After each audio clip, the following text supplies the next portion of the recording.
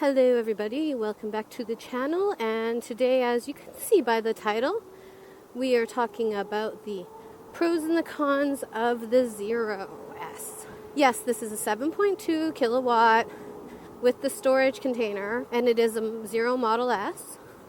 The Zero S, haha.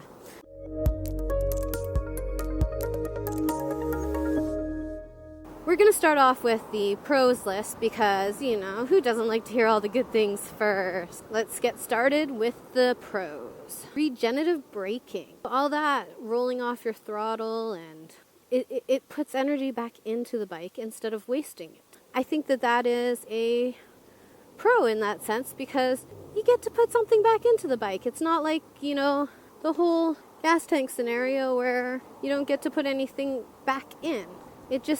It's there. You don't completely waste the electricity. So that's a good thing, especially when you have a lot of downhills to deal with. That's extra energy you get to have, and that's neat. That's what it is. It's neat. It's neat to have extra energy. So another thing that is really nice is that technically all your major controls are just on your right-hand side of your bike, which is your throttle and your front brake. The left hand kind of feels like it doesn't have much to do, but I still get to choose the signal changes, the lights for the high beam. Oh, and I have a hazard light and, the horn. You can look at that as a con if you want to. I think it's kind of neat at the same time. And if one hand gets tired, you could probably try to cross. No, I wouldn't do that. That would be really, really silly and probably not safe. I'm not willing to try that to figure that out, so we'll just go with probably not a good idea. Another pro is she gets off the line really, really fast. It's because of the instant torque, you don't have that same delay like you would have on a regular motorcycle that's driven by gas. Oh, you want some electricity? Okay, I'll give you some electricity. And you go. It's pretty simple or straightforward, depending on how you look at it, I guess. I know it's a complicated system and everything like that. I think it's pretty cool. Now, because I have the 7.2 kilowatt battery, I actually end up with a storage compartment on the right-hand side of the motorcycle. And for you who haven't seen it, well, I did the video of me going grocery shopping with the Zero S and how much room there really is in that container. I opted for the fast charger on the top though, so I don't have the storage tank inside here. But because I don't have the storage tank inside here and I have this fast charger, the really nice thing about that is, let's say I need to top up, or I'm really short and I go and, let's say, go to a McDonald's or a Tim Hortons for a coffee. Well, during that time, I can put in what they call a J1772.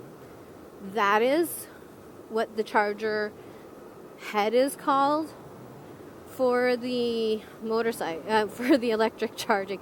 I saw a motorcycle, so I said motorcycles. For the charging units. Due to that, it makes it so that you can have a faster charge time at one of those chargers. So if I didn't want to go home right away and I wanted to keep enjoying my time, and I'm like, okay, I'm going to stop for a coffee, maybe a bite to eat, well, I can plug into this charger, and if I'm there for an hour, basically from 0 to 100, it will be completely recharged. If I don't need it to be a full 100% charge, it's not a big whoopity-doo. But if I want it, I have the time to do that. And at home, I have just the regular plug to a 110 outlet, which when the bike is really low, like down 20 or under, that takes a little bit longer to charge. So that's like a 5-hour system. Honestly, you come back from a ride, you plug in your bike, you chill out, you relax. It's plenty of juice.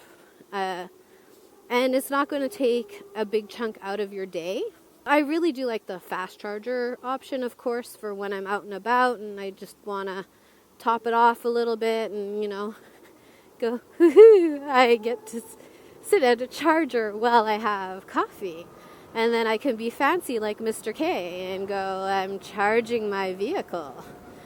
And, I'm pretty sure he's going to laugh at me for saying that, but it's true to a degree. Okay, so this one can be considered a pro or a con depending on you. It's quiet. You hear everything.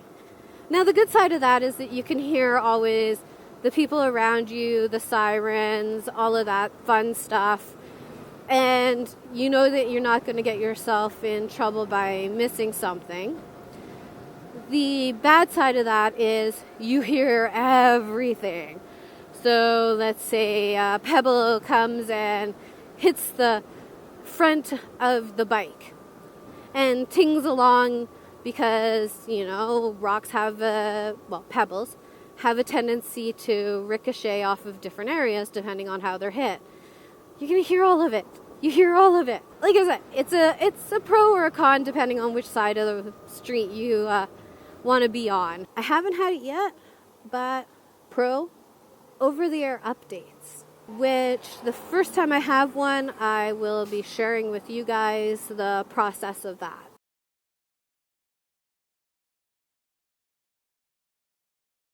I can't actually wait because I'm hoping this is kind of like the other vehicle market, which we'll just call T, because I'm sure you guys are tired of hearing the name, so I'm just going to call it T.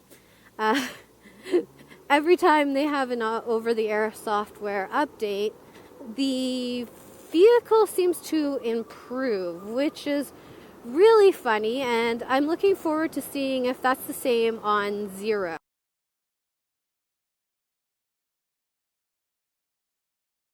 Another pro that I have for you guys is the kickstand. The kickstand is actually huge on this thing. It's actually funny. It seems like it would be something that you'd put on like a dirt style bike, I guess. Okay, so we're going to go back to cons, but if I remember a pro, I will throw it back in. First con that I'm going to go with is hill parking. Something that locks my brake in place, which is the theory of it. Because unlike a regular motorcycle where you have a neutral gear or, a gear locking system when the bike is off, the Zero doesn't have that because it's a one-gear vehicle. Due to the fact that it's a one-gear vehicle, it doesn't, it has a tendency to continue to roll. So the closest thing I've come to trying it was I was sitting on the bike. I was trying to put down the kickstand and it just wanted to still move.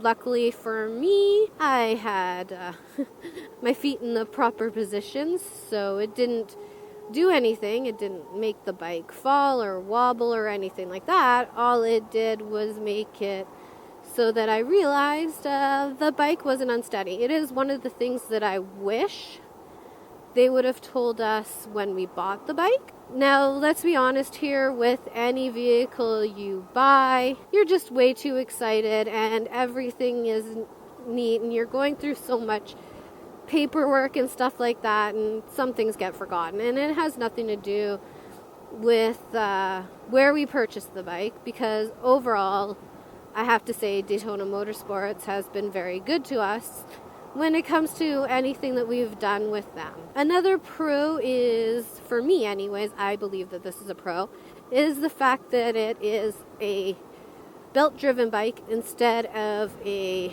chain-driven bike. So now I don't really have to go out and worry about cleaning my chains all the time. There's other worries with chains, as everybody knows, but I don't want to get into the details of that. But I think that it's a pro that it's a belt-driven bike. On my instrument panel, it gives me a lot of information when it comes to the bike, the battery, how it's all doing. If I change up some of the settings on there, I can get other information on the bike about the battery, about the charge state, how many cycles it's been through. Things like that. So, the bike gives me a lot of information, which is really good. Back to some cons, because apparently I went off topic there and I'm throwing cons and pros and I'm mixing them all together. Or I can just go back to pros and say, yay, I get to stop at a light like this. And I can keep my hands off the bars and the brake because all I'm doing is keeping my foot on the foot brake, and I can actually relax at lights. Con. It's easy to underestimate your speed on this motorcycle because you don't feel, you're obviously going to feel the wind and everything just the same as you would on a regular motorcycle. But what I mean by that the con of it is because you don't have the gear changes to go through or the sounds that the motorcycle is making to give you the reactionary situation that you're used to, you can end up going a lot faster than you were expecting to go. And because of the instant torque and instant power, you kind of have a tendency to go a little bit faster than you maybe originally intended to go. So I do consider that to be a con, but it's a fun con. Another con would be that if you're out with your friends or loved ones and they're like, I don't want to take my tank bag or my backpack. Well, because I have that little storage compartment, guess who gets to take it? That's right. I get to take care of everybody's stuff. That could be a pro because, you could charge a rental fee. I wouldn't, but you could. And it's not really a con either, if you're being honest, because it's nice to do things for friends or family, if that's the type of person you are. So a con, my left hand feels left out. My left foot feels left out. It's kind of sad. It's not the end of the world, but it's kind of sad. My left two pieces, they're like, well, at least you get to use me for the biker wave. And, my left leg's like, well, at least you get to use me to put your foot down when you have to stop because, traffic isn't going anywhere. So this is one of my favorite cons. And the only reason I'm calling it a con is because it can be a little bit inconvenient. And that is taking this bike out, going somewhere where people are like, oh my gosh, it's an electric bike. That's so cool. And they want to ask a bunch of questions about it. And there is absolutely nothing wrong with the fact that people want to ask questions. The only part that is a problem is sometimes you just want to go out and enjoy your ride. And, well, when you're trying to go out and you're just trying to enjoy your ride, what ends up happening is you get stopped, questioned, and it takes up time. But at the same time, you're not riding an EV motorcycle just because. Let's be honest here. Being on an EV motorcycle is like, oh my gosh, that's so cool. It's electric. And everybody wants to know everything. They're like, how much does it do this? How does it do that? What's its range? What's this? What's that? And I actually, the reason that I say I love it con is just because, well, number one, it also gives me ideas of what to make videos on for you guys. So you guys are like, cool, I understand all that. And how come you came up with that idea? Well, sometimes I just come up with these ideas because people are asking me things when I'm out with the bike. It's a cool bike. It's nice. It's fun. Oops.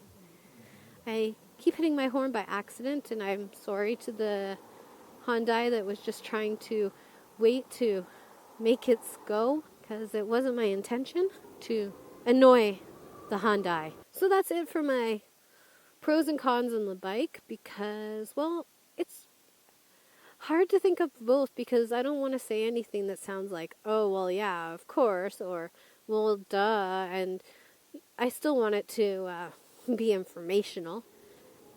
And in all honesty, on most vehicles that you end up purchasing for yourself, you're going to find it to be hard to find a lot of cons because you wanted it. If you didn't want it, you wouldn't have bought it. Then there wouldn't be any of these, like, oh, what don't you like about it? What do you like about it? Questions. Yes, I know, when you go out and you go buy a bike, you research it as much as you can, you try it, you test ride it, you do all kinds of fun things like that.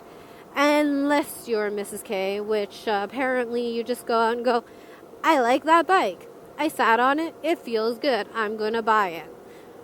Because for some reason that seems to be my track record. And, this year the only color comes in is blue. And it's like, oh, of course, blue. It's funny because originally I wanted to have red vehicles, and then for some reason I ended up being a blue vehicle person. But it's all good. I don't mind. I like the blue vehicles too. With all that said, please don't forget to love, ride, and explore. Ride safe. Subscribe if you feel like it. Which I really hope you do, because then you get to see more content from us. And content is fun and informative. And, well, it's content. And sometimes my husband and I actually do ride together, and that is entertaining for you guys as well. So until next time, ta-ta.